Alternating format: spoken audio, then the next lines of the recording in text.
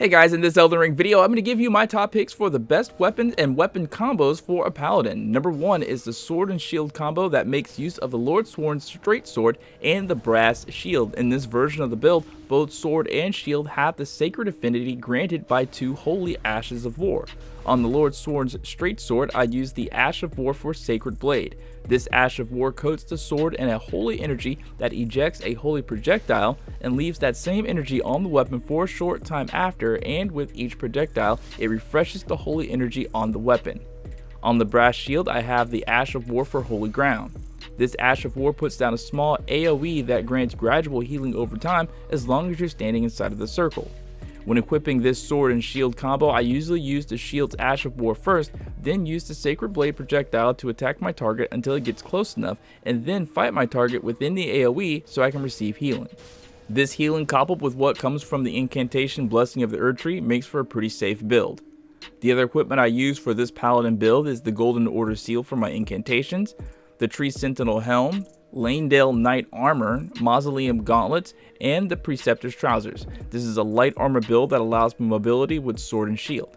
For the Talisman, I use the Star Scourge Heirloom for extra strength, the Pearl Drake Talisman +2 to boost my non-physical damage negation, the Sacred Scorpion Charm to raise holy affinity attacks, and the Rotten Wing Sword Insignia for extra attacking power with repeated attacks.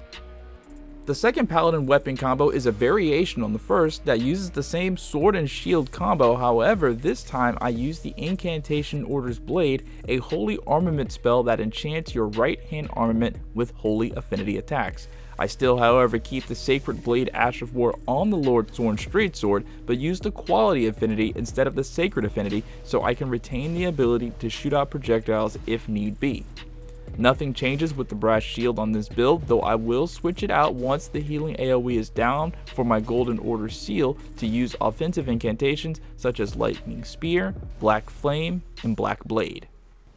Number 3 on this list is a Greatsword build that uses the Knight's Greatsword. The Knight's Greatsword is a weapon drop from common enemies such as Godric Knights, Mausoleum Knights, and Lanedale Knights. This weapon scales off of strength and dex, and I like it over the Claymore because the Knight's Greatsword has cooler normal attacks and a higher overall physical attack power, though the scaling is slightly less than the Claymore. On this weapon, I use the Ash of War for Sacred Order, an ability that performs a salute and grants the weapon a holy essence and is highly effective against enemies that live in death. I primarily use this weapon in both hands for more damage. I will occasionally switch to one hand so I can use an attack incantation for far off enemies, or to use the Brass Shield for Holy Ground Ash of War. Number 4 on this list is a combo that uses the Coated Sword. The Coated Sword is a perfect weapon for a Paladin because it's an unblockable Holy Affinity Straight Sword. It allows you to use a shield in your offhand and keep your mobility depending on your armor. It has a special attack that can't be traded out for other Ashes of War called Unblockable Blade that imbues the Cipher Blade with light, extending its length, and strikes with a sweeping attack that cannot be blocked. In New Game Plus, dual wielding this weapon is devastating. When using this weapon, I personally just use the Golden Order Seal on my offhand and use it for long range attack incantations. This weapon is especially good against enemies that have skin that acts as natural armor. Number 5 is another straight sword, so I can utilize my shield and seal. It's the Golden Epitaph. The Golden Epitaph is a weapon that comes with the unique ability Last Rites. Last Rites allows you to raise the sword in salute and grants the effect of Sacred Order to yourself and allies. This is the perfect weapon for a textbook Paladin in my opinion, because whereas clerics sit in the back row and focus heals, a Paladin is a warrior that can do some healing but is mainly focused on attacking and helping others do the same.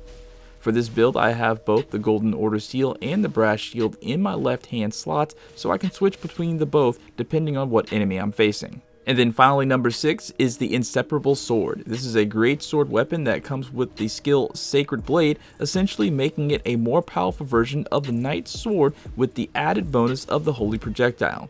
It has a D scaling in strength and dex, but a B in faith, so having a high faith attribute stat will make your character hit harder with this weapon. It boasts high physical and holy attack power, requiring scores of 18 in strength and dex and at least a 20 in faith. This is a late game weapon that you get after defeating a Lich Dragon in Fia's Dream.